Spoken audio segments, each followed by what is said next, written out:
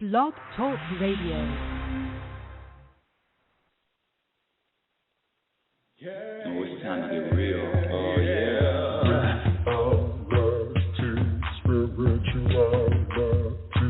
It's a new experience. Reality, spirituality. Yeah, keep your ears open for this one, man. Reality, spirituality. You got a question for RLN? Reality, spirituality. Yeah, it's time to get some answers, baby. Reality, spirituality. Oh, now we get real. Reality, spirituality. Yeah, it's time to get down. Reality, spirituality. Yeah, you gonna feel good now. Real good. That's what I'm talking about. Time to get real. Woo-hoo. You know what? I think I'm going to have to log out and log back in, everybody.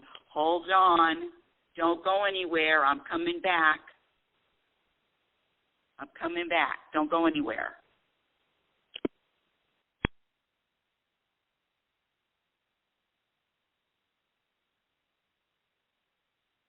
Oh, wait. Thank you for sticking with me. Thank you so much for sticking with me. Oh, geez, Louise, it's so interesting how these technical difficulties happen right before the show. Not all the time. Hold on a second. Hold on, my dear audience. My dear audience. Yay. Oh, it's time to get real. Oh, yeah.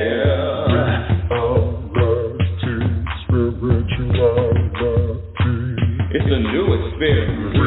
Reality, spirituality.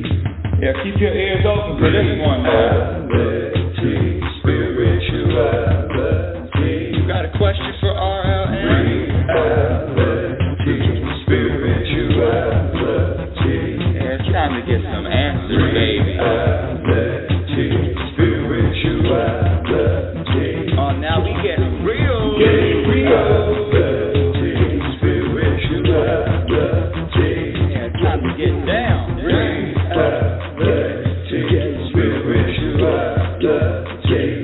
Yeah, you gonna feel good now. Real good. That's what I'm talking about. Time to get real. Are you the best audience on the planet or what? Thank you, my dear audience, for hanging in there with me. Wow. Well, I had to play the song again. I did. I love that song. You know, my son wrote that song. I had to play the song again just to kind of get into the vibe. Thank you for listening. Thank you for sticking with me, my dear audience. So let's start the show. Welcome to Reality Spirituality, and that's what happens. Real life issues, and how do we navigate through all of the ups and downs through life and still keep our happiness and still be at peace? How do we do that? Well, Reality Spirituality, this show shares how. And it is possible to have this peaceful vibration throughout life storms. Let me just introduce myself. How rude of me. I'm Rebecca Lynn Norrington, Global Happiness Specialist, and I'm adding another title, Inner Peace Practitioner. You heard me, Inner Peace Practitioner. Woo, that's a lot to say. Global Happiness Specialist and Inner Peace Practitioner. And what I want to share is happiness is a practice skill.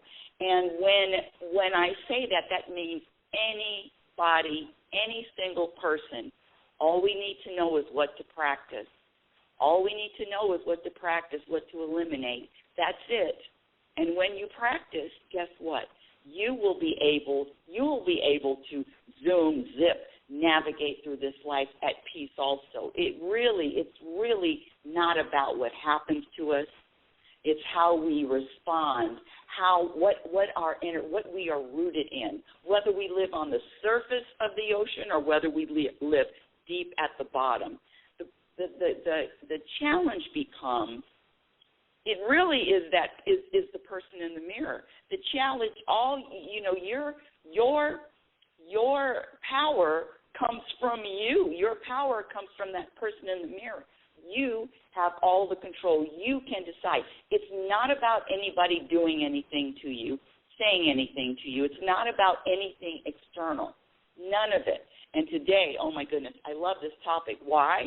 Because it's the title of the book that I'm finishing up. Yes, finally, after all these years, that the book, Program for Unhappiness, the book that I'm writing, is going to be published. It's going to be published before the end of the year. And I'm so, I don't want to say excited. I'm really tuned into that vibe, that flow. I don't know where it's been. You know, I always talk about there's nothing that I should do, or there's nothing that you should do, only what you're inspired to do. And I totally get both sides of that. I totally understand that action does need to be taken. But there's something about, and I'm just speaking for myself, there's something about being inspired. And when I'm inspired, I mean I can sit and write for hours and hours and hours and days and days and days. And for some reason, for the last month, I've been inspired. And so I know, I can feel that the book, Program for Unhappiness, is going to get finished. It is going to be published. And I'm saying that it's going to be, very controversial. It's going to be controversial. It's going to be contentious. It's going to be disagreeable. It's going to be timely, and it's also going to be the truth. I cannot wait for this to be finished, for it to be completed. Only because, and it's really not about how many people are going to read it. It's about I needed to get this out and on paper. One of the things, let me just get back to let me get back to the show. Let me get back to this happiness. You know, when I ask people if they want to be happy, 10 out of 10 people raise their hand. Yeah, we always can use some more happiness. Yeah, let's throw that in. But what happens is, like any other skill, when I say happiness is a skill, like any other skill, it requires practice. It requires daily practice, moment by moment practice. And so that's when we know whether or not you're committed, or whether or not you're prioritizing, or whether or not you even value happiness. And when I say happiness, I'm really talking about a vibration and energy. You can feel that there is a big difference between when you're feeling connected, when you're feeling flowing, when you're feeling grateful. You know that vibration. You look around, you're in awe, you find beauty in just looking at a chair. you know that place. Well, what I'm sharing is that the practice, happiness is a practice skill. The practice allows for more moments to feel like that, more moments of connection, more moments of calm, more moments of balance, more moments of walking or going through this life with your shoulders down. Doesn't matter what happens. So let me define happiness, especially for my new listeners. The show has been gaining traction. I don't even know how. I'm not doing any marketing. People are finding me organically. Let me define happiness. Happiness is defined. I define happiness as the ability to be at peace regardless of what happens and regardless of what doesn't happen, regardless of the news you get, regardless of what or the news you don't get. Happiness is an inside job. We already know that. We've already said that. But what do you value? Now, that's a question that only you can answer, because everybody values different things. It's interesting what we value. And what you value, you are going to move towards, focus on. could be millions of followers, could be, you know what I heard about leaving legacies, and I totally get that legacy thing. I get it. And I was having a conversation with my best friend, and we're talking about legacy, and I said, is that really leaving a legacy? Is that really a thing? And he says, yeah, that's a thing that's been programmed and supported by the ego. I said, well, what do you mean? That's a good thing, right? You're helping other people, serving other people. And he says, now listen, this is all up for debate. This is a brand new thought, new idea. Don't shoot the messenger. I'm just sharing what he shared with me. And this is another programming. That legacy, wanting to leave a legacy, is another programming because, quite frankly,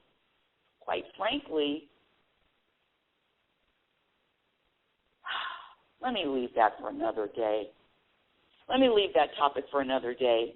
I'm still digesting what he told me, and I'm still because I had this whole idea about my legacy is going to be teaching people how to experience more happiness. Yeah, that's my legacy. And now I have to sit back and rethink that, because what if this whole idea of a legacy is just a program, and it is authored by the ego? Now, the reason why we do the show, the reason why I do the show is to put a spotlight on the ego and make sure that I know the difference between my ego and my ego voice and my universal voice. And I'm not really feeling that legacy thing anymore. I don't know. I get it. I mean, I talk to a lot of people, have talked to a lot of people. A lot of people have taken my classes, the Truth About Happiness classes. I get it. I get it all.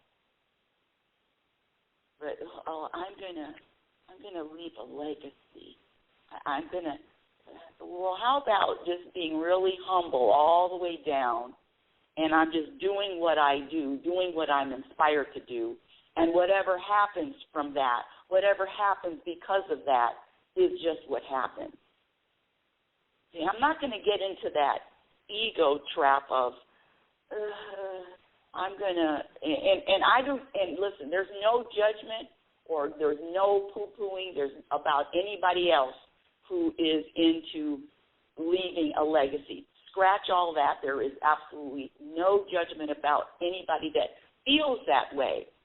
I'm just saying, for me, I can recognize, for me, what feels like something that my ego says, and my ego is all programmed, and what the universal message is going to be or is. Let me talk about the topic today. The topic is Program for Unhappiness. Yes, it's the title of my book that's going to be out before the end of the year. However, the program for the unhappiness is real. Program for unhappiness is real. Program. What does that mean? That means when you were born, you had 0 programs. The only fears that we are born with are, let's see if I remember, the fear of falling and the fear of loud noises. Other than that, all the other fears have been programmed in, have been programmed in, dialed in. You know that none of us were born worrying or having judgments or living in the past or living in the future. We certainly just didn't give power to words. We certainly didn't think anything was serious or important. So when I'm talking about the baby that just happened to be born, when I say program for unhappiness, it is all about the programming, because unless you're born with it, you are programmed. Let me get a little bit deeper with that. When I talk about practice, if you listen, I'm a sports fan. I'm not going to watch every game, but I do enjoy the playoffs. I do enjoy watching the championships. I do enjoy that. But I have to say it's getting less and less enjoyable as it's just I don't even need a story. It's just getting less and less enjoyable. How's that? And that's the other thing. Making a statement or making a decision, there doesn't really have to be a story to it, because I could put any story on it.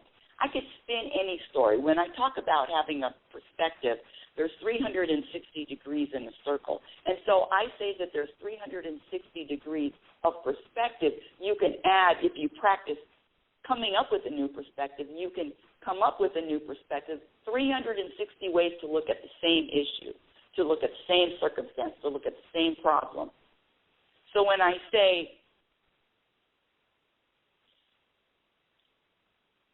when I say telling a story behind it, there isn't just one story. There could be hundreds of stories. So I tend to stay away from a story only because the stories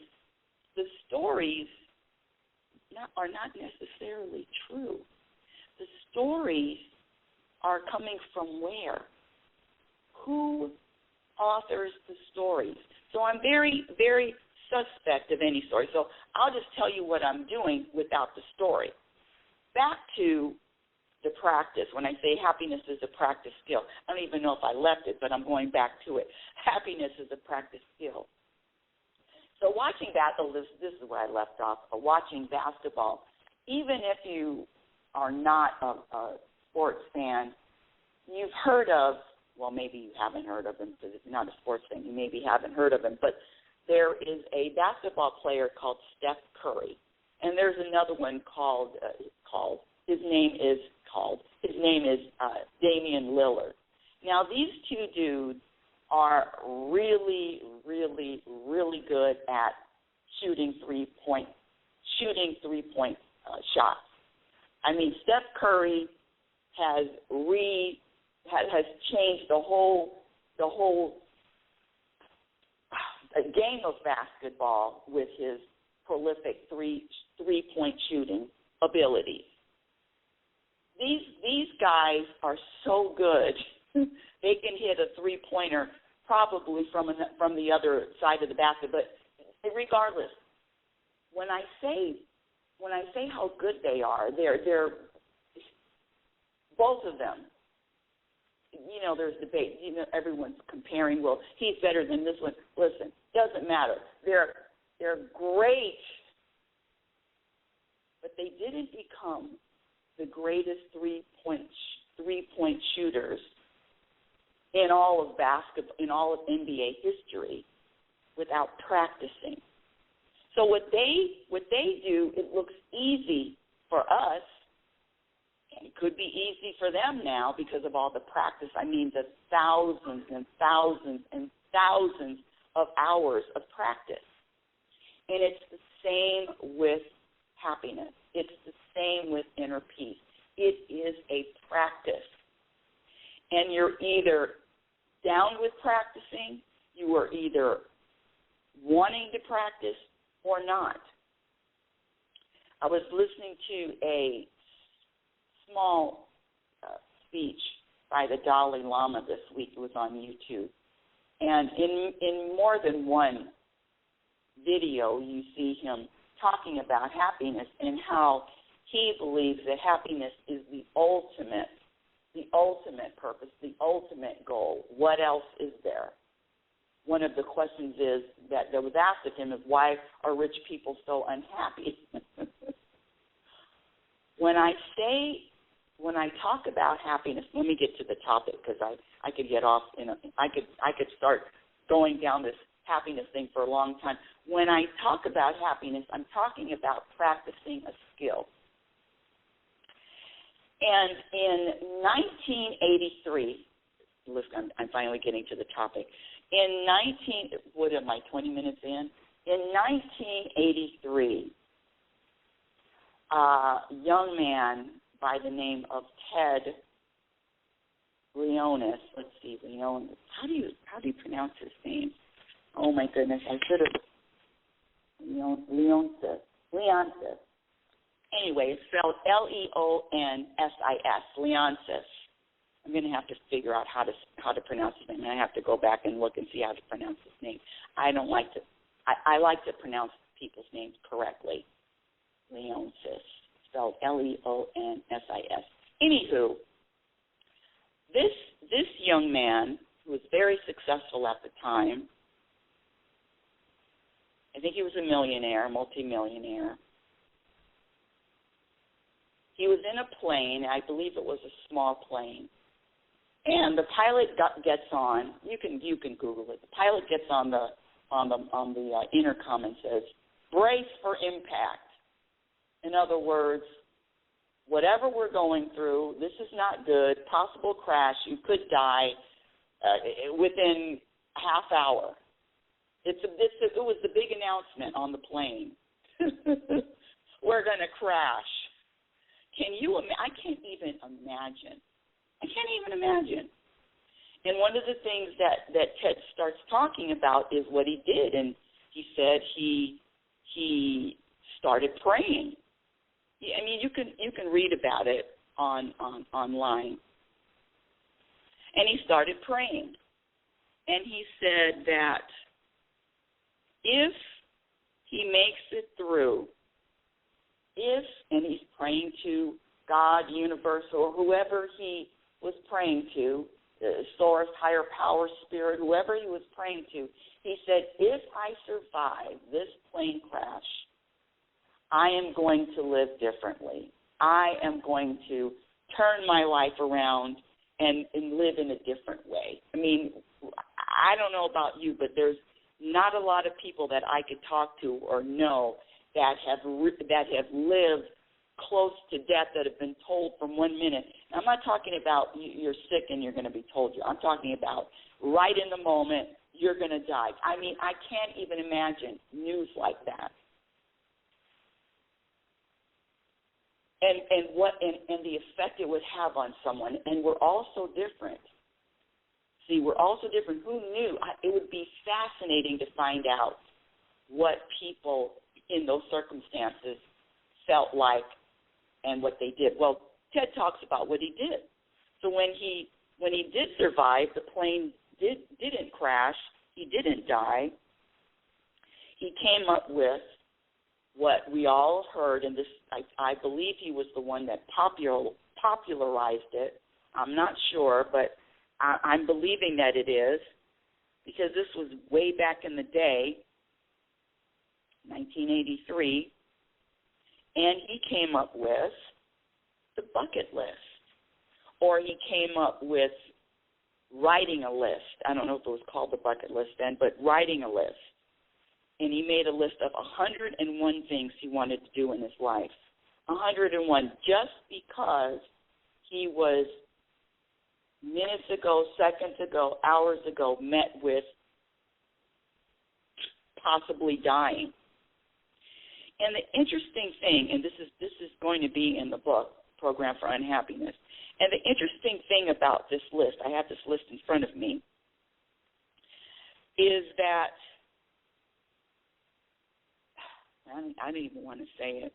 I wonder if you know what I'm going to say, my dear audience.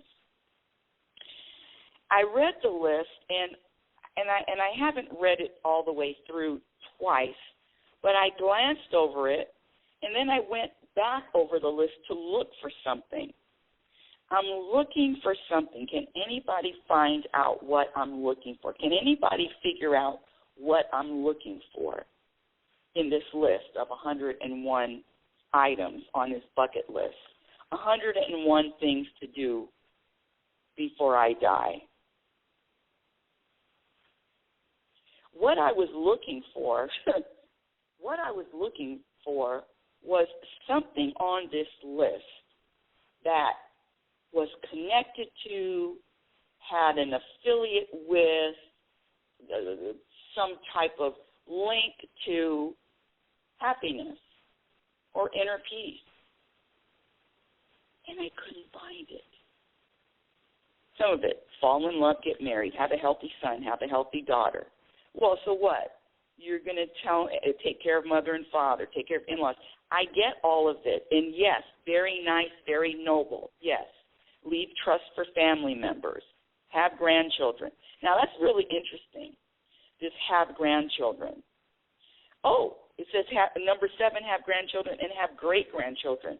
So sorry, listen, I'm just going to throw this out. This is nothing personal. But having grandchildren and having great-grandchildren has nothing to do with you.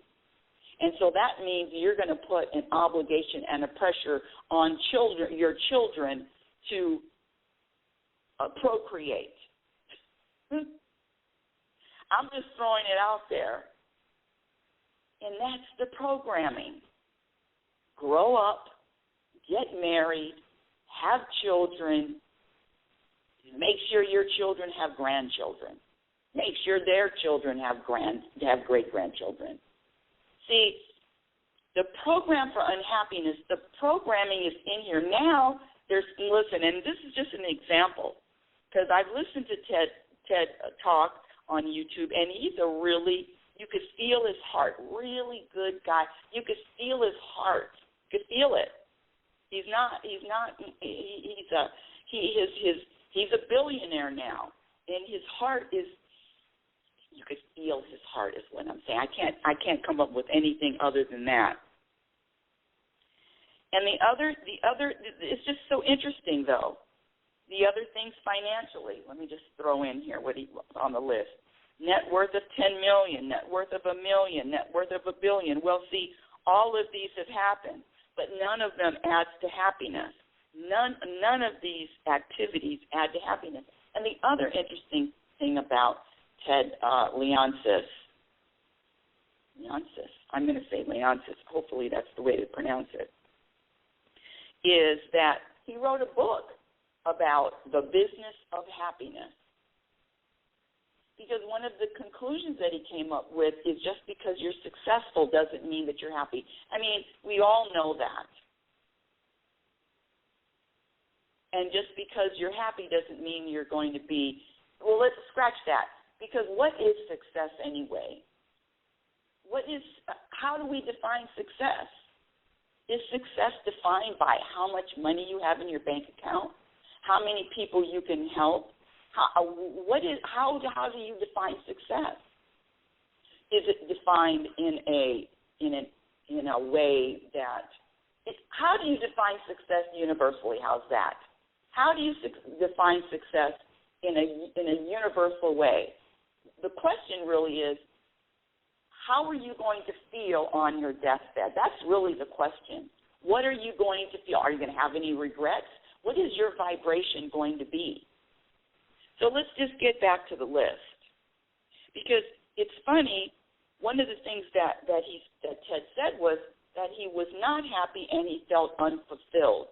He wrote that. He's been interviewed a lot, and he said he felt unfulfilled. Well, none of these things, $10 million, $1 million, $1 billion, is going to be fulfilling. Start a company and sell it.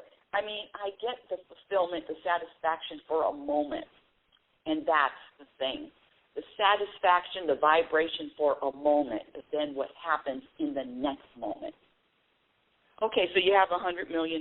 Listen, it'd be great to have $100 million. But don't think that $100 million is going to make me feel a certain way. It's not going to add to any of my inner peace. It's not going to add to any of my happiness. It's just not. It doesn't have the ingredients to. The other things, let's see, own a beach home, own a jet, own a convertible, own a Ferrari, own a restaurant, a club, antique, give $1 million to Georgetown University. Okay, give $1 million. I get it. Giving to someone else, I get it. I've given money away and to people that, wow, thank you. I mean, hundreds and hundreds, yes. Probably thousands by now, but I haven't given away $1 million. I don't have $1 million to give away yet. I'm saying all that, and I said that tongue-in-cheek, I'm saying all that to say that There's nothing about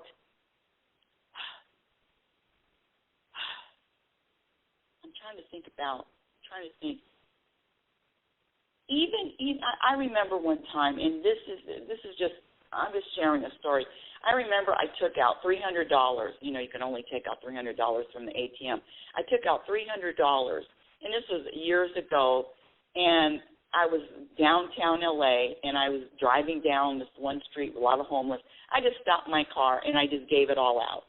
Now, I'm not saying that to, oh, God, what a great, none of that. But what I'm telling you is that there was a vibration, a sense of satisfaction in that moment.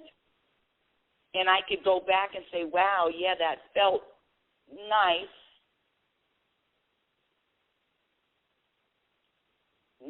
But the happiness and the inner peace I'm talking about doesn't come and go. Come and go. The inner peace, the happiness I'm talking about gets rooted in, gets into your bloodstream. So much so, it becomes your inner peace becomes you. You are inner peace. If somebody was describing you, they would say, peaceful, happy. And I use those words interchangeably.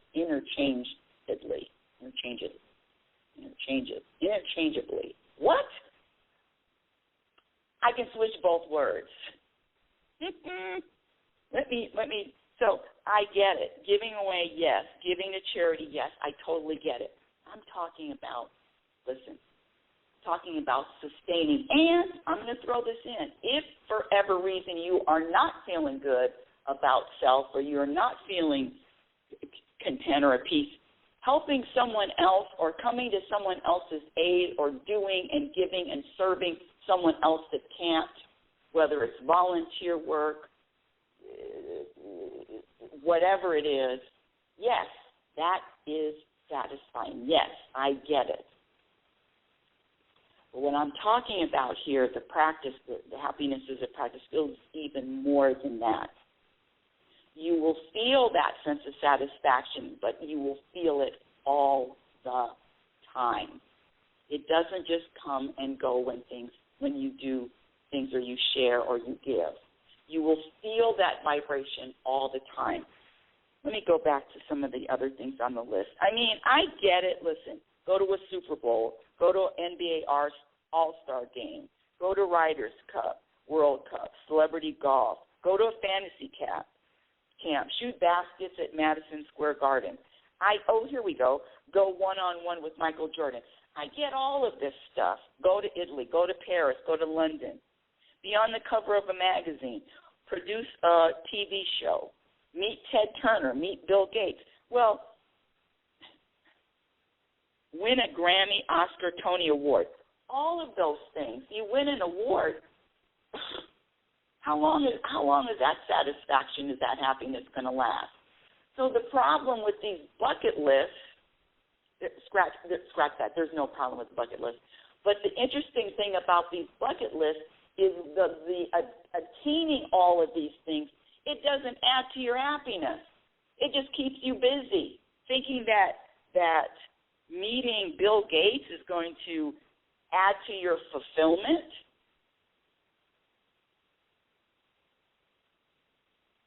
The fulfillment comes from, you know what the fulfillment comes from? Closely monitoring yourself and your growth. Closely being self-aware in every moment, being conscious in every moment, and acting consciously, making decisions, making conscious decisions, practicing the behaviors that add to happiness and eliminating the behaviors that subtract from happiness. What are the behaviors that add to happiness? Simple. Acceptance of self, acceptance of others, living consciously, being okay with uncertainty, trusting, letting go of the illusion of control, choosing your perspective, choosing your focus, having patience, self-awareness, witnessing moments instead of personalizing moments, telling yourself the truth, staying out of everybody else's business. You know, it's really interesting. This having grandchildren is on the list, having grandchildren and great-grandchildren. I mean, what if just kids don't want to have children? See, the programming is so deep that even the list is programmed, because it's a great list of activities, great list. But there's nothing on this list that is going to integrate, add to, be responsible for your inner peace. I'm trying to find something. Take a year sabbatical. Or maybe take a year sabbatical. Depends on what you do. I love it. Go to Italy, go to Hawaii, go to Africa, go to London, go to the Caribbean. Yeah, I could do that, but none of that's going to make me happy. I used to think that traveling to places that nobody goes. I mean, this is back in the 80s. I'm going to Switzerland to ski. Where? And then I had to go to someplace else to ski, and then I had to go someplace else. Well, I was going. The funny thing was, I was going looking for happiness. This trip is going to happen. I'm going to find happiness here. Happiness is not found in anything external. Happiness is not found in anything that you busy yourself doing. Now, let me be more specific, though, because let me scratch that. Because if you are in a vibe, and if you are, say you are,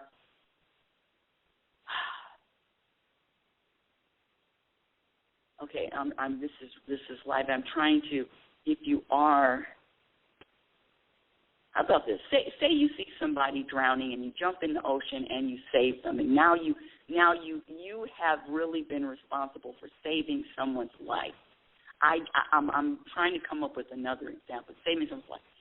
And the satisfaction, the purpose, there is something about that whole activity, satisfaction, purpose, destiny, all of that wrapped up into that. I'm just trying to think if. So it's separate. The programming, see, there's no programming involved in that. There's no programming in. That's all organic, how you're feeling in the moment. I mean, I can't even imagine. But that's nothing you put on a list. I'm going to have to digest this one. One thing I do know is that all of these things about owning, buying, having enough money, getting a company, selling a company, leave financial trust, yes, I can get the peace of mind. I can have, the trust, making sure the trust is that peace of mind. I got that. I can get that. But equating any of this stuff to peace, inner peace, and or happiness, there's nothing here that is going to add to happiness. Zero personal debt for family. I get it, a sense of satisfaction, accomplishment, but I'm talking about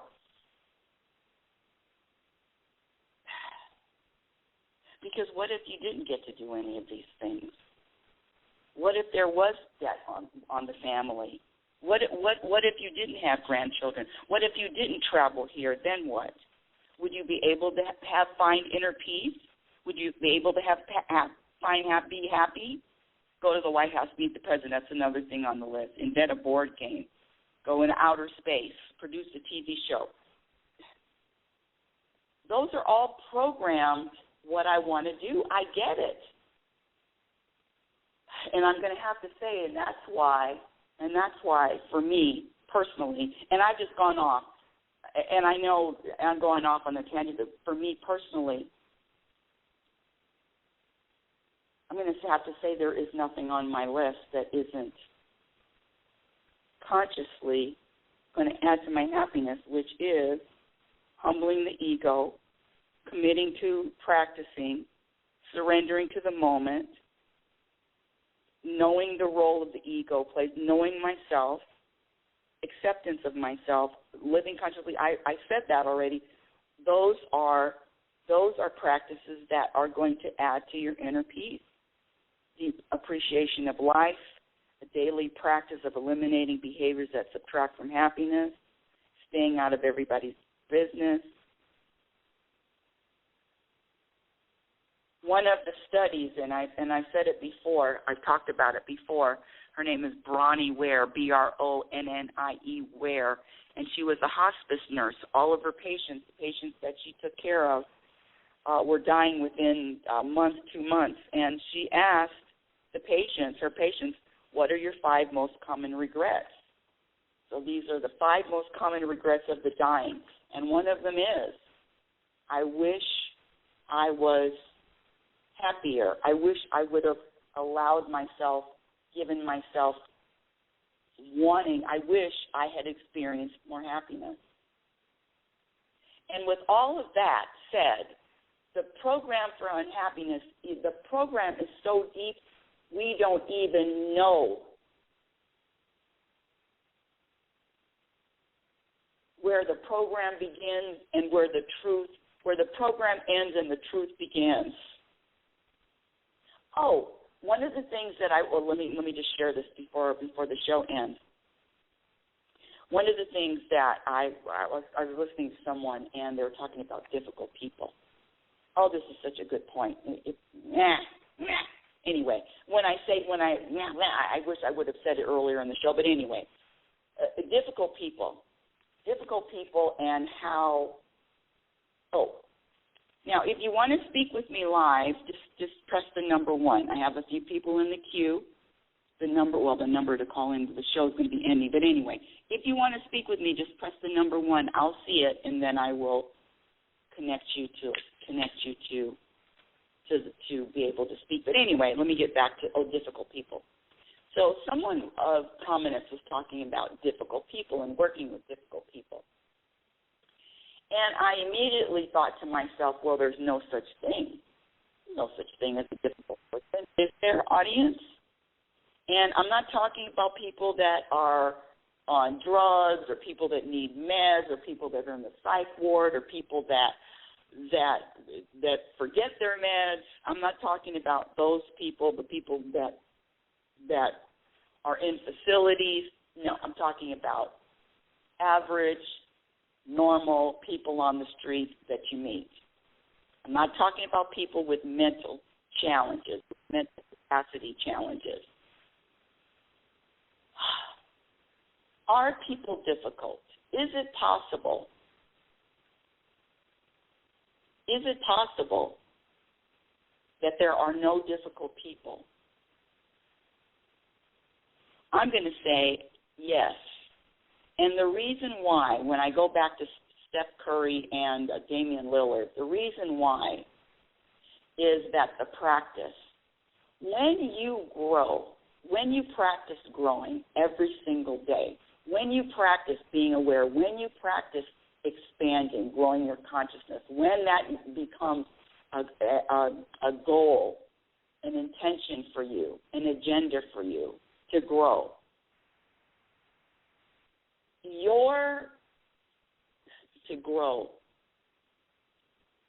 there will be no difficult people, because an elephant is not concerned with an ant or a flea. There are no difficult people. The bigger you grow, the less difficult people become. That's my point. Okay. You've been listening to Reality Spirituality Radio, The Truth About Happiness, heard every Sunday at 9 a.m. Visit my website at RebeccaNorrington.com. Follow me on Twitter at RLNorrington. LinkedIn, Instagram handle is Reality Spirituality. I have a few videos on YouTube, but that's a work in progress. And my first book, Reality Spirituality, The Truth About Happiness, can be purchased on Amazon.com. My second book, Program for Unhappiness, is going to be out before the end of the year. And until next week, my dear audience, I want you to remember, you are a physical extension of the universe. You're always evolving. You're always changing and you're always growing. Love is patient and love is kind. Be patient and be kind to yourself. Be your own best friend. Remember, you cannot have a happy ending to an unhappy journey. It is about the journey. You've been listening to Reality Spirituality with yours truly, global happiness specialist and inner peace practitioner, Rebecca Lynn Norrington. Have a conscious week, and remember, happiness is a practice skill. Your experience in every moment is going to reflect what you practice. Oh, it's time to get real. Oh, yeah.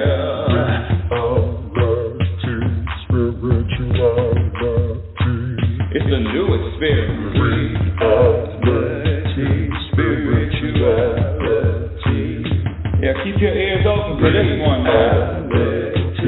Spirituality. You got a question for RLN?